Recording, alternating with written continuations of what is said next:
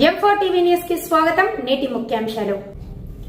M4 TV news ప్రేక్షకులకు నిజాయితీగా, నిర్భయంగా ఎప్పటికప్పుడు తాజా కబుర్లు, భక్తి గీతాలు m4tvnews.com వెబ్సైట్ యాప్లు ప్రచురితం, ప్రత్యేక ప్రసారం చేస్తుంది. వార్తలు, ప్రకటనల కోసం సంప్రదించవలసిన సెల్ ఫోన్ నెంబర్లు 9666665026 9014163335. ఓం శ్రీ గురుభ్యో నమః. అందరికీ నమస్కారం అండి. ఈరోజు మనం గీతామహత్యం యొక్క శ్లోకాన్ని గురించి తెలుసుకుందాం. ఈ గీతని మనం పూజించడం వల్ల, మన ఇంట్లో ఉంచుకోవడం వల్ల, మనం రోజు పఠనం చేయడం వల్ల మనకి ఏ ఏ ప్రయోజనాలు కలుగుతాయి, ఈ గీత మహత్యం యొక్క శ్లోకాన్ని గురించి ఈరోజు మీకు వివరిస్తాను. ముందుగా గణేశ ప్రార్థన.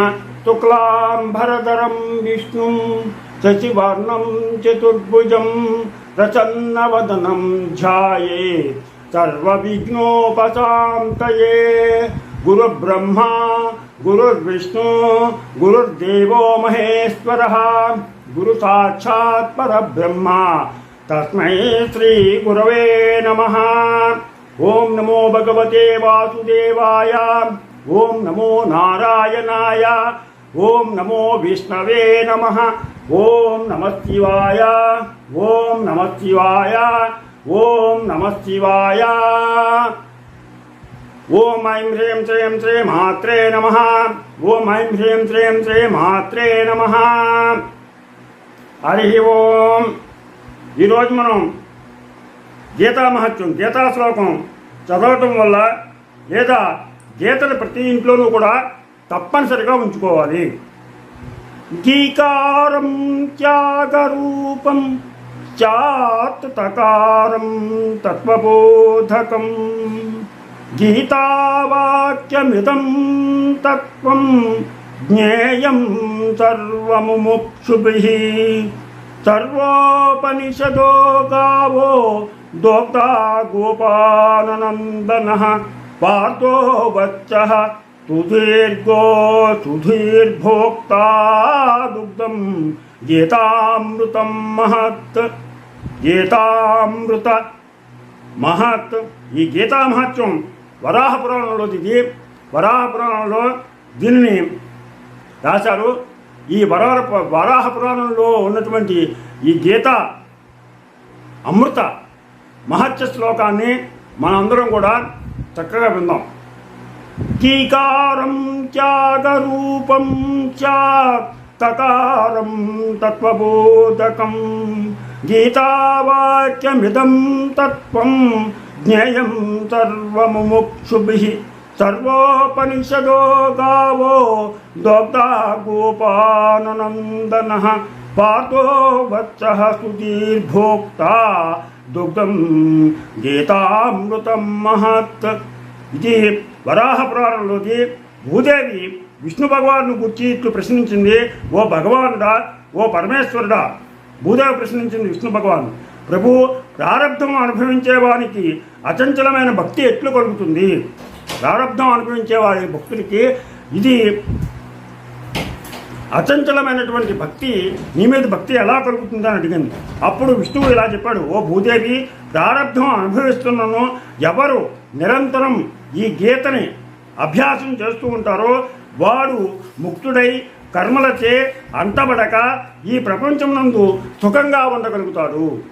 ప్రారబ్ధాన్ని అనుభవిస్తున్నా కూడా ఎవరైతే ఈ గీతామృతాన్ని, ఈ గీతని, ఈ భగవద్గీతని ఎవరైతే రోజు కనీసం ఒక్క శ్లోకమైనా సరే పఠిస్తూ ఉంటారో వాళ్ళకి ఏ విధమైనటువంటి ప్రారబ్ధ కర్మలు దరిచేరవు అని చెప్పాడు.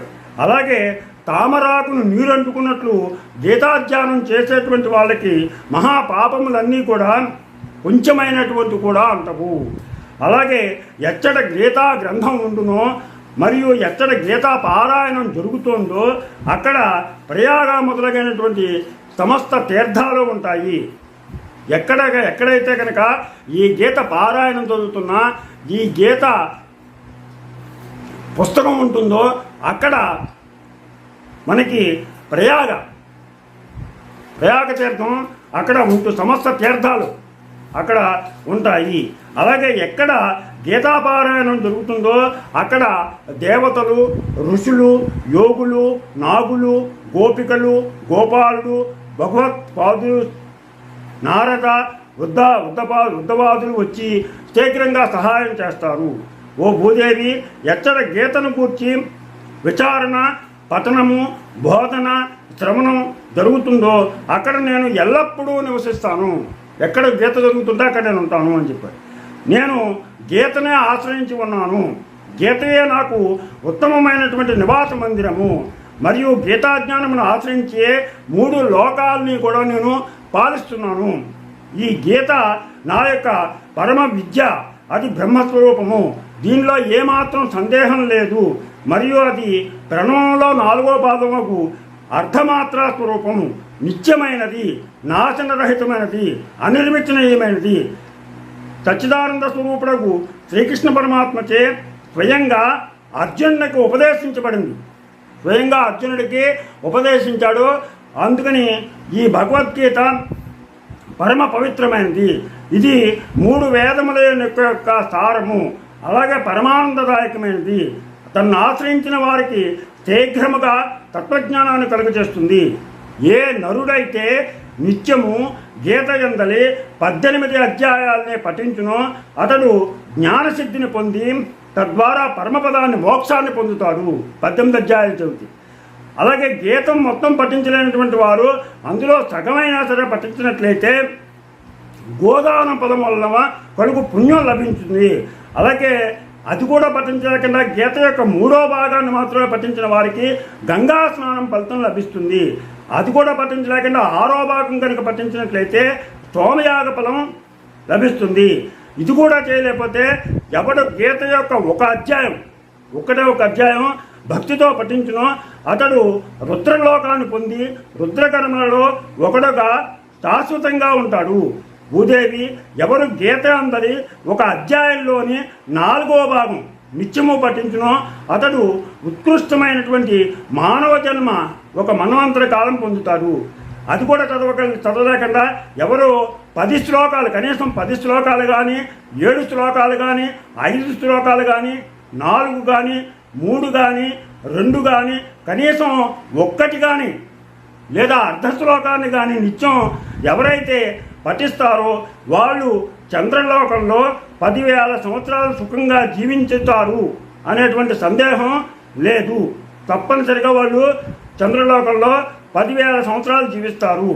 అలాగే గీతను పఠిస్తూ ఎవరైతే మరణిస్తారో వాళ్ళు ఉత్తమమైనటువంటి మళ్ళా తిరిగి మానవ జన్మను పొందుతారు. అట్లా అతడు మానవుడై జన్మించి గీతాభ్యాసమును మరలా చదివి ఉత్తమమైనటువంటి మోక్షాన్ని పొందుతాడు.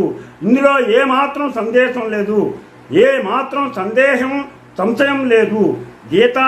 గీత అనుచూ ప్రాణం వదిలేటువంటి వాడికి సద్గతిని పొందుతాడు.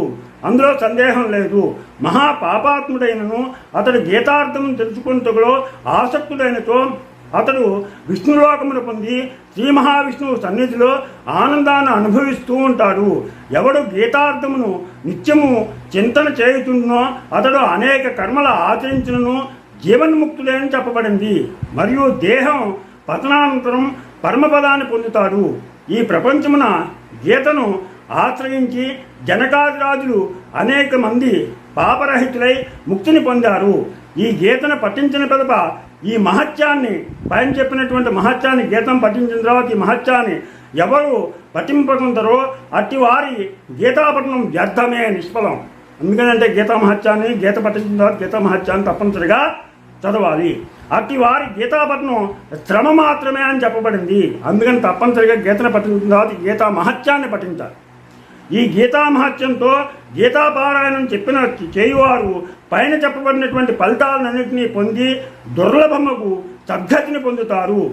అందుకని ఓ సౌనకాది ఋషులారా, ఈ ప్రకారంగా సనాతనమైన గీతా మహత్యాన్ని మీకు తెలియజేస్తున్నాను.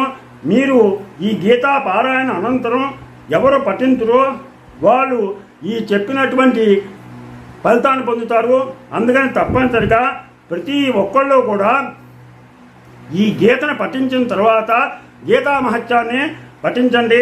ఇది వరాహ పురాణంలోది వరాహ పురాణంలో గీతా మహత్యం ఉంది. అందుకని మీరందరూ కూడా గీతం చదివిన తర్వాత గీతా మహత్యాన్ని తప్పనిసరిగా చదివి మంచి ఫలితాలను పొందుతారని ఆశిస్తూ మీ పిల్లలకి ప్రతిరోజు కూడా భగవద్గీతలోని ఒక శ్లోకాన్ని కనీసం నేర్పండి. మన సనాతన ధర్మాన్ని తెలియజేస్తారని ఆశిస్తూ మీకు నా ఛానల్ కనుక నచ్చినట్లయితే సబ్స్క్రైబ్ చేయండి, అలాగే లైక్ చేయమని కోరుతూ మీ రాపాక వెంకట ప్రభాకర్.